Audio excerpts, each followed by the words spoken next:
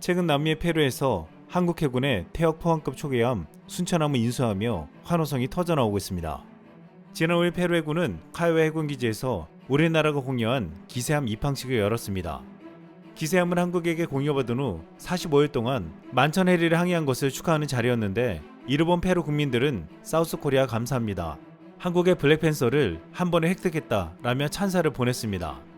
우리 해군은 30년간 서해와 남해를 수호하고 태역한 순천함을 페루에게 공유했습니다. 이번에 페루에게 준 순천함은 지난 2016년 공유된 경주함에 이어 한국이 페루에 공유한 두 번째 포항급 초계함입니다. 포항급 10번째 초계함이었던 순천함은 1988년 취역해 서해 북방 한계선과 전남 목포 등지에서 31년간 경계작전을 수행했고, 특히 2009년 11월 대청해전에서 전공을 세우기도 했습니다. 그리고 2019년 진해에서 전역했습니다. 페루는 순천함을 페루 초대 해군 참모총장의 이름을 따서 기세함이라고 이름을 새로 지었습니다. 페루 해군이 이 기세함이 해군 전력의 핵심이 될 것이라고 했는데, 페루 해군은 기세함을 인도받자마자 중국 압박을 위한 연합작전에 투입된 사실이 드러나기도 했습니다. 현지 소식통에 따르면 기세함으로 명명된 옛 순천함은 지난해 말 동중국해에서 아부쿠마 일본 호위함과 첫 전술훈련을 벌인 뒤 요코스카에 입항했습니다. 기세함은 앞으로 한국이 2016년 공유한 페레함과 함께 페루 해군의 원양 작전을 담당하고 환태평양 훈련 등 국제훈련에 참여하는 주요 전력으로 활용될 예정이라고 했습니다. 조용된 주 페루 대사는 이날 입항식에서 남미 국가 중 우리 군함 두 척이 공유된 나라는 6.25 참전국인 콜롬비아를 제외하곤 페루가 유일하다는 점을 언급하며 양국 우호 관계를 나타내는 중요한 척도라고 의미를 부여했습니다. 또한 후안 카라스코 페루 국방장관은 우리 정부 해군에 깊은 감사를 표시하며 양국 우호 증진을 위해 함께 노력하자고 말했습니다. 페루는 6.25 전쟁에 직접 군대를 파견하지는 않았지만 우리에게 많은 물자 지원을 해주었습니다. 이에 이번에 보답하는 차원에서 순천함을 공유한 것인데, 페루인들은 이런 한국의 행동에 이렇게 반응했습니다. 놀라운 사실, 페루가 한국전쟁에서 한국을 지원했는지 몰랐습니다. 나는 페루가 전쟁 중에 한국을 도왔다는 것을 몰랐습니다. 이제 우리에게 위대한 동맹국이 있습니다. 페루 만세, 대한민국 만세. 한국은 거의 10년 가까이 된 페루의 새로운 파트너이고 이미 기부를 하고 모든 면에서 많은 지원을 하고 있지만, 러시아는 인색한 동맹은 필요 없다. 개조와 현대화를 거쳐야 하지만 좋은 점은 한국이 러시아 해군의 부품을 많이 만들고 전기 시스템과 최첨단 기술과 러시아의 S-400과 같은 장거리 레이더를 만든다는 것입니다. 45세임에도 불구하고 한국의 선물은 여전히 좋아 보인다. 페루인들은 한국산 초계함을 인수하며 3년 전 칠레가 호주에서 구입한 애들레이드급을 잡자는 말까지 하고 있습니다. 과거의 페루는 칠레와의 전쟁에서 참패를 당하며 영토를 빼앗겼기에 이번에 기세함을 받으면서 칠레에게 큰 소리를 칠 수 있게 되었다고 말한 것입니다. 일부 페루인들은 나중엔 한국에서 세종대왕급도 받아오자는 말을 하기도 했습니다. 그런데 이번에 한국의 순천함 공연은 과거 6.25 전쟁을 도와준 감사의 뜻을 넘어 중남미 시장에 대한 한국의 방산과 경제 진출을 위한 것이기도 했습니다. 현재 페루는 6회 공군 모두 전력 현대화 사업을 검토 중이어서 우리 방산 수출 잠재력이 큰 중남미 우방국이라고 말하고 있습니다. 페루는 앞으로 100여 척의 경배함을 발주해 페루 해역을 순찰할 계획으로 현재 한국 업체로부터 약 56m 길이의 선만 6척에 대한 부품을 수입하여 페루에서 조립해 완성했다고 했습니다. 또한 길이 136m의 대형선도 수주할 계획이고 모든 부품과 조립 제품은 한국에서 수입할 것이라고 했습니다.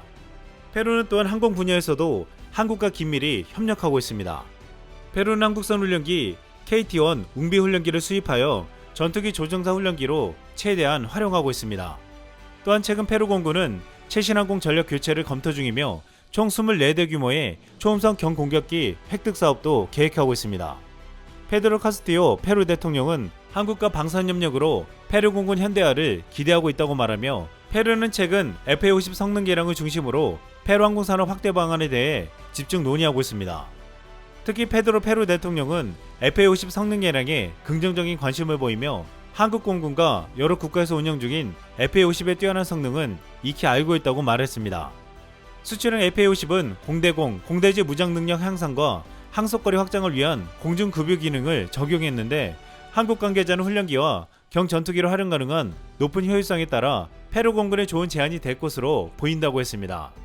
페루는 이렇게 한국이 방산 수출을 확대하려는 남미의 중요한 교두보가 될 것으로 보고 있는데, 이뿐만 아니라 한국과 경제협력을 비롯해 전 세계 한국의 실력을 알릴 수 있는 기회까지 제공할 것으로 보고 있습니다. 페루는 한국이 첨단 기술로 친환경 자동차 배터리를 생산하고 있으며, 페루의 정글, 해안, 산의 세 가지 불리한 조건에도 불구하고 한국의 대기업이 페루에 가스를 공급하는 대규모 프로젝트를 성공적으로 수행했다며 엄지를 짙게 세웠습니다. 막대한 자원을 가진 나라이자 라틴 아메리카의 대국인 페루는 최근 몇 년 동안 모범적인 정치, 경제, 사회 발전을 일으켰는데, 여기서 한국은 중요한 역할을 하고 있다고 평가받고 있습니다.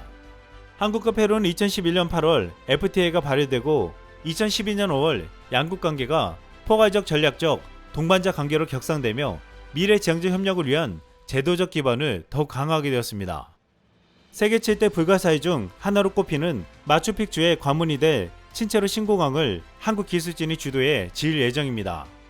해외 공항 개발은 철도와 도로에 이은 세계 3대 인프라 시장으로 여기 한국공사를 비롯한 국내 업체가 본격 진출한 첫 사례입니다.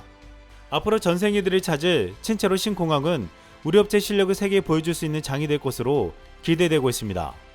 한국이 무기 공유와 경제협력 등을 통해서 전 세계의 영향력을 확장시켜 나가는 것을 보고 해외 전문가들은 한국의 외교력이 놀랍다는 반응을 연이어 나타내고 있습니다. 특히 중국이 저개발 국가에게 싸게 돈을 빌려줘 인프라를 구축시켜준 뒤 돈을 갚지 못하면 빼앗는 행태를 보였지만, 한국은 무기를 공짜로 주고 각 나라와 협력해 개발이 일어나가며 윈윈 전략으로 높은 평가를 받고 있습니다. 또한 한국은 미국과 중국 사이에서 놀라운 실리적인 외교로도 주목받고 있습니다. 두 달 전 프랑스 한 국제언론 재단 매체에서는 유럽은 미국과 중국의 충돌과 갈등에서 한국의 미중 외교력을 배회한다는 칼럼이 올라오기도 했습니다. 이 매체는 역사적 동맹국과 부상하는 이웃국가 간의 강대국 경쟁에서 한 편을 드러내어 편들지 않고 있는 한국의 전략적 실리 외교력은 탁월한 외교 전략으로 미중 갈등에 휘말리지 않고 벗어나 있다고 했습니다. 또한 한국은 미국과 중국의 중간 지점에서 조율했다며, 그러나 조용하지만 확실히 알게 모르게 서울은 베이징과의 경쟁에서 미국의 편을 들기로 결정했다고 했습니다. 그리고 그것이 바로 실용 외교라고 했습니다. 또한 라몬 파체코 파르도 영국 킹스 칼리지 런던 국제관계학 교수는 한국이 미국과 중국 사이에 강력한 패를 가졌다고 했습니다. 파르도 교수는 한국이 미국 주도 협력체 참여 시 중국의 반발 가능성에 대해 오늘날 중국이 한국에 가할 수 있는 경제보복은 2017년 사드 상태 당시만큼 강력하지 못하다고 말했습니다. 그는 한국이 경제관계를 다변화했고 코로나19 팬데믹으로 다른 모두와 마찬가지로 한중 경제 연계성도 약화됐다면서, 게다가 중국은 한국으로부터 반도체, 전기배터리, 생물공학 등의 기술과 상품이 필요하다라고 강조했습니다. 미국의 세계 정치외교 전문 잡지 월드 폴리틱스 리뷰는 한국이 왕이 중국 외교부장이 회담을 위해 서울에 왔을 때 잠수함 발사 탄도미사일을 발사하고 이후에 미국에 반도체와 배터리 공장을 지어도 중국은 아무런 말을 하지 못했다고 했습니다. 이 매체는 한국의 자주적 외교 역량을 극찬하며 유럽을 비롯한 전 세계 국가들에게 이렇게 말했습니다. 한국이 구사하는 외교력이 모범적인 답을 내놓고 있으니 배워야 한다. 이상 쓸멍이었습니다.